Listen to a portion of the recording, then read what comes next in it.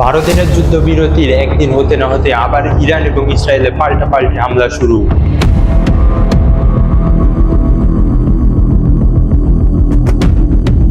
America এবং ইরানের মধ্যে 2 সপ্তাহের যুদ্ধবিরতি ঘোষণা করা হয়।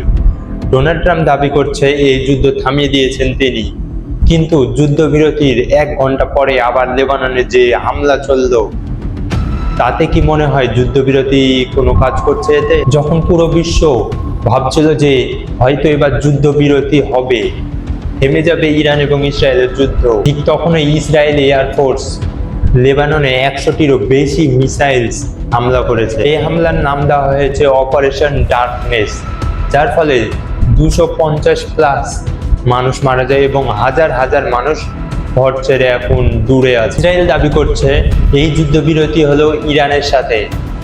Lebanon is not a part of ceasefire. Lebanon এই যুদ্ধবিরতির কোনো অংশ নয়, তার জন্য ইসরায়েল এই হামলা চালাচ্ছে লেবাননের ওপর। মানে ইরানের ওপর হামলা না চালালেও লেবাননের ওপর হামলা চালানো হবে, যে লেবানন ইরানকে সহযোগিতা করছে। তবে ইরান পাল্টা জবাব হিসাবে ব্যবহার করছে হরমুজ প্রণালী, যে হরমুজ প্রণালী দিয়ে বিশ্বের 20% তেল যাতায়াত করে। ইরান এই পথটা ব্লক করে দিয়েছে, আর এইদিকে ডোনাল্ড ট্রাম্প বলছেন যে যদি এই পথটা খোলা না হয় তাহলে ইরানকে নরকের স্বাদ গ্রহণ করতে হবে। তো এখন সিচুয়েশনটা কি?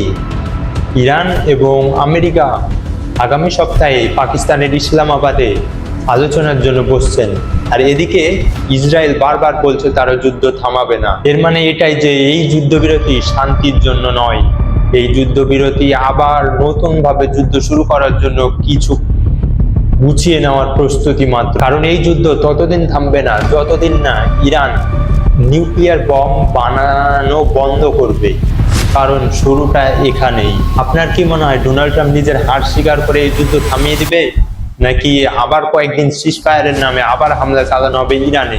আপনার মূল্যবান মতামতটি কমেন্টে লিখুন।